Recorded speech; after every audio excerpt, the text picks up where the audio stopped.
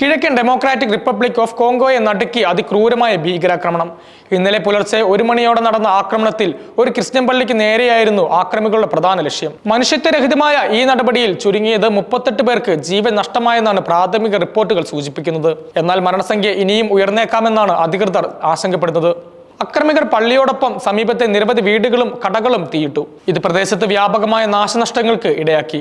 സമാധാനപരമായി ഉറങ്ങിക്കിടന്നിരുന്ന ജനങ്ങളെ ഞെട്ടിച്ചുകൊണ്ട് നടന്ന ഈ ആക്രമണം രാജ്യത്തിന്റെ കിഴക്കൻ മേഖലയിലെ സുരക്ഷാ വെല്ലുവിളികളുടെ തീവ്രത വിളിച്ചോതുന്നു. ഈ ഭീകരാക്രമണത്തിന് പിന്നിൽ ഉഗാണ്ടൻ ഇസ്ലാമിസ്റ്റ് വിമത സംഘടനയായ അലൈബ് ഡെമോക്രാറ്റിക് ഫോഴ്സ് അതായത് ADF ആണെന്നാണ് പ്രാഥമിക വിവരങ്ങൾ സൂചിപ്പിക്കുന്നത്.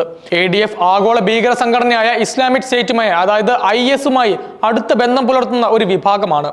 ഡെമോക്രാറ്റിക് റിപ്പബ്ലിക് ഓഫ് കോങ്കോയുടെ കിഴക്കൻ ഭാഗങ്ങളിൽ വർഷങ്ങളായി അക്രമ പ്രവർത്തനങ്ങൾ നടത്തുന്ന ഒരു സംഘമാണ് ADF. ഇവരുടെ പ്രധാന ലക്ഷ്യങ്ങളിൽ സാധാരണ ജനങ്ങളും ക്രിസ്ത്യൻ മതസ്ഥാപനങ്ങളും ഉൾപ്പെടുന്നു. ഈ ആക്രമണം ADFന്റെ ക്രൂരതയുടെ ഏറ്റവും പുതിയ ഉദാഹരണമാണ്. പുലർച്ചെ 1 മണിയോടെ ജനങ്ങൾ ഗാഠനിദ്രയിലായിരുന്ന സമയത്താണ് ആക്രമികൾ പള്ളി വളഞ്ഞത്. പ്രാർത്ഥനാലയത്തിനകത്തും പുറത്തുമായി നിരവധി പേരെ വെടിവെച്ചും വെട്ടിയും കൊലപ്പെടുത്തിയെന്നാണ് ദൃക്സാക്ഷികൾ പറയുന്നത്. ഭീകരരുടെ വരവ് പെട്ടെന്നായിരുന്നു. ആർക്കും രക്ഷപ്പെടാൻ പോലും സമയം ലഭിച്ചില്ല. ആക്രമണത്തിന് ശേഷം ആക്രമികൾ വീടുകളിലേക്ക് ഇരച്ചു കയറുകയും അവിടെ ഉറങ്ങിക്കിടന്നിരുന്നവരെ മെഴ്സിലെസ്ലി കൊലപ്പെടുത്തുകയും ചെയ്തു. പള്ളിക്കും സമീപത്തെ കെട്ടിടങ്ങൾക്കും ആക്രമികൾ തീയിട്ടതോടെ തീവ്രത വർദ്ധിച്ചു. തീ ആളിപ്പടർന്നത് പലർക്കും രക്ഷപ്പെടാനുള്ള വഴിയടച്ചു. ഇതിനിടെ കെട്ടിടങ്ങൾക്കുള്ളിൽ കുടുങ്ങിയ പലരും വെന്തു മരിച്ചതായും റിപ്പോർട്ടുകളുണ്ട്.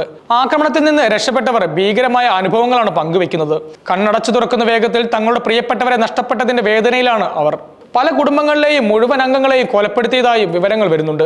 അക്രമികൾ തങ്ങളെ കണ്ടപാടെ വെടിയുതിർക്കുകയും കത്തിക്കൊണ്ട് ആക്രമിക്കുകയും ചെയ്തത് ചിലർ വെളിപ്പെടുത്തി. കുട്ടികൾ, സ്ത്രീകളും വൃദ്ധരും ഉൾപ്പെടെയുള്ളവർക്ക് ജീവൻ നഷ്ടമായി. ഈ പ്രദേശം വർഷങ്ങളായി സായുധ സംഘങ്ങളുടെ ആക്രമണങ്ങൾക്ക് സാക്ഷ്യം വഹിച്ച ഒന്നാണ്. ADF പോലെയുള്ള ഗ്രൂപ്പുകൾ സാധാരണ ജനങ്ങളെ ഭയപ്പെടുത്തിയും അവരുടെ വിഭവങ്ങൾ കൊള്ളയടിച്ചും സ്വാധീനം വർദ്ധിപ്പിക്കാൻ ശ്രമിക്കുകയാണ്. ഇസ്ലാമിക് സ്റ്റേറ്റുമായുള്ള ADFന്റെ ബന്ധം ഈ സംഘത്തിന്റെ പ്രവർത്തനങ്ങളെ കൂടുതൽ അപകടകരമാക്കുന്നു. ISന്റെ പ്രത്യയശാസ്ത്രപരമായ പിന്തുണയും തന്ത്രങ്ങളും ADFന് പുതിയ ഊർജ്ജം നൽകിയിട്ടുണ്ടെന്ന് നിരീക്ഷകർ പറയുന്നു. ഇത് കിഴക്കൻ കോങ്കോയിലെ സുരക്ഷാ സാഹചര്യത്തെ കൂടുതൽ സങ്കീർണമാക്കുന്നു.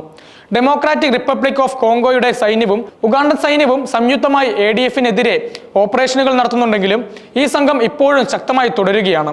അവരുടെ ഒളിത്താവളങ്ങൾ കണ്ടെത്താനും പ്രവർത്തനങ്ങൾ തടയാനും സൈന്യത്തിന് പലപ്പോഴും വെല്ലുവിളികൾ നേരിടേണ്ടി വരുന്നു. വനമേഖലയിലും വിദൂര ഗ്രാമങ്ങളുമായി അവർ താവളമുറപ്പിക്കുന്നതായും അവിടുത്തെ ജനങ്ങളെ ഭീഷണിപ്പെടുത്തിയും സ്വാധീനിച്ചും തങ്ങളുടെ ലക്ഷ്യങ്ങൾ നടപ്പിലാക്കുന്നതും സൈന്യത്തിന് തടസ്സമാകുന്നു.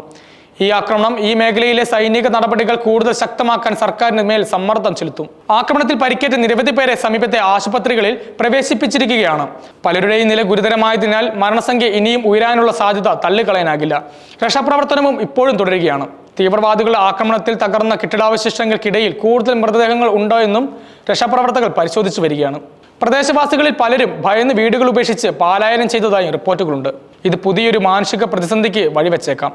ഈ ആക്രമണം ഡെമോക്രാറ്റിക് റിപ്പബ്ലിക് ഓഫ് കോങ്കോയുടെ കിഴക്കൻ മേഖലയിലെ ക്രിസ്ത്യൻ സമൂഹത്തെ വലിയ തോതിൽ ആശങ്കയിലാക്കിയിട്ടുണ്ട്. തങ്ങളുടെ ആരാധനാലയങ്ങൾക്ക് പോലും സുരക്ഷയില്ലാത്ത അവസ്ഥ അവരെ ഭയപ്പെടുത്തുന്നു. അന്താരാഷ്ട്ര സമൂഹത്തിൽ നിന്ന് ഈ ആക്രമണത്തിനെതിരെ ശക്തമായ പ്രതിഷേധങ്ങൾ ഉയർന്നിട്ടുണ്ട്.